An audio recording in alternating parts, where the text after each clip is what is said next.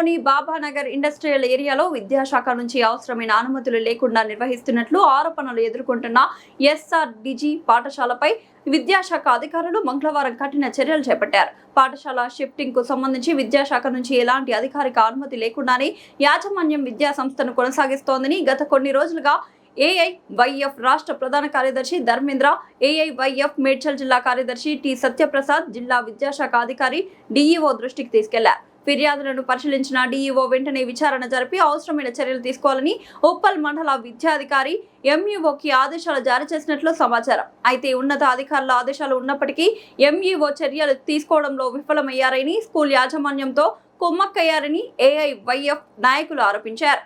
ఈ నేపథ్యంలో మంగళవారం ఏఐవైఎఫ్ నాయకులు పాఠశాల ఎదుట నిరసన చేపట్టి అనుమతులు లేని విద్యా సంస్థను తక్షణమే సీజ్ చేయాలని డిమాండ్ చేశారు. పరిస్థితిని సీరియస్ గా తీసుకున్న డిఈఓ విద్యాశాఖ అధికారులను పాఠశాలకు పంపించారు.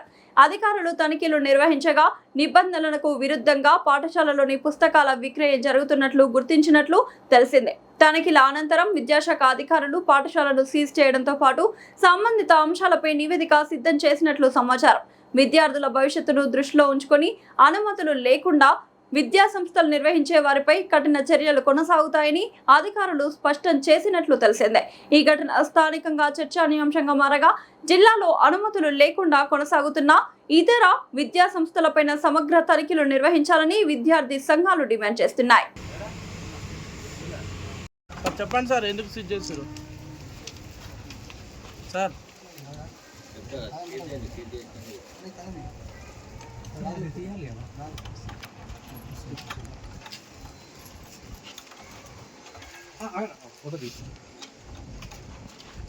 చెప్పండి సార్, ఎందుకు సీజ్ చేశారు?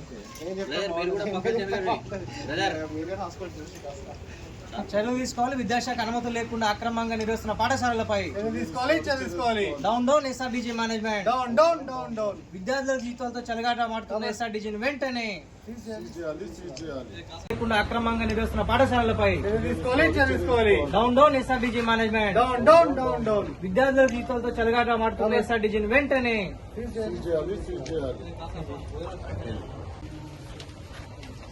సార్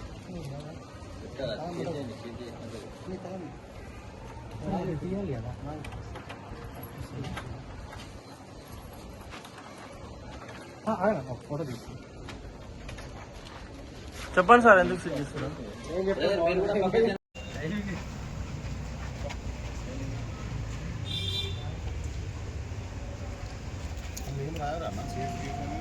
ఆల్రెడీ గతంలో స్కూల్ చేసినా అంటారు. మీ ఎక్స్పీరియన్స్ ప్రకారం స్కూల్ ఓపెన్ అయినాక పర్మిషన్ ఇస్తారా? అంటే షిఫ్టింగ్ కాబట్టి వాళ్ళు షిఫ్టింగ్ అయినా మీరు పర్మిషన్ తీసుకోవాల్సిందే. హెడ్ ఆఫీసర్ అన్న వచ్చి అడిగితే కూడా ఇప్పుడు లేవు మాకు వేరే వాళ్ళకి చేసిన తీసుకోలేరు. పేమెంట్ కొట్టేది ఆయన ఉండాలి. పర్సనల్ గా కొట్టించుకున్నాను. ఫోన్ చేసి రావాలి. పుస్తకాల అమ్ముతున్న ఎస్ఆర్డిజిపై వెంటనే down down SRDG management. Down down SRDG management. సిగ్గు పాఠశాలకు అనుమతి లేకుండా అక్రమంగా పాఠ్య పుస్తకాలు చర్యలు తీసుకోవాలి. అక్రమంగా పాఠ్య పుస్తకాలు అమ్ముతున్నటువంటి ఎస్ఆర్డిజి పాఠశాలపై వెంటనే చర్యలు తీసుకోవాలి. అక్రమంగా పాఠ్య పుస్తకాలు అమ్ముతున్నటువంటి ఎస్ఆర్డిజి పాఠశాలపై వెంటనే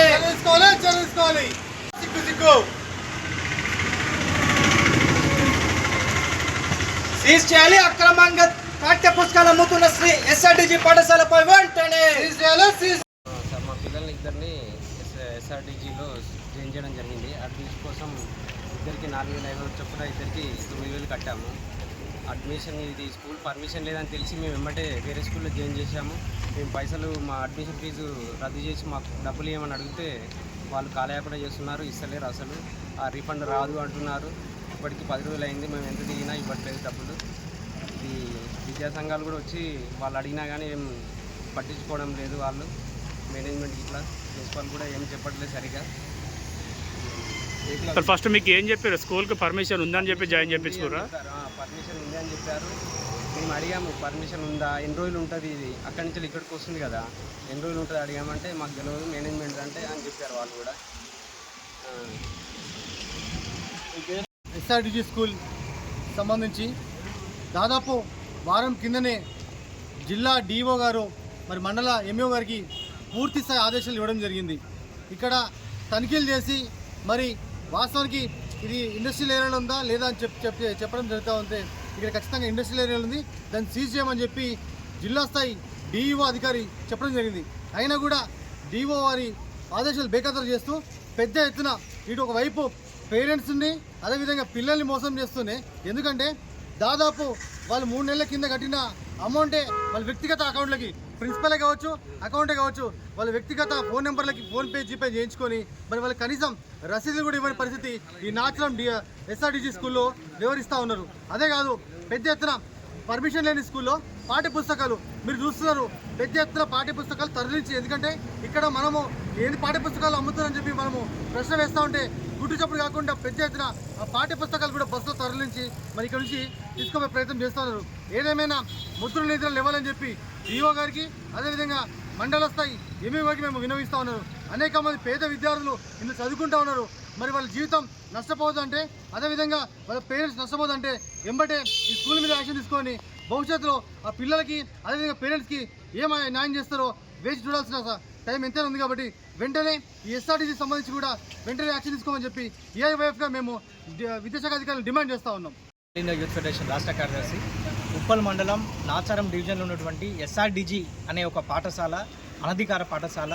ఈ పాఠశాల కూడా దాదాపు 20 రోజుల క్రితమే మండల విద్యాశాఖ పర్మిషన్ లేదు అని చెప్పి, అనుమతులు లేవు అని చెప్పి, ఇది పూర్తిగా ఇండస్ట్రియల్ ఏర్పాటు చేశారనే నెపంతో వీళ్ళకి నోటీసులు ఇచ్చారు.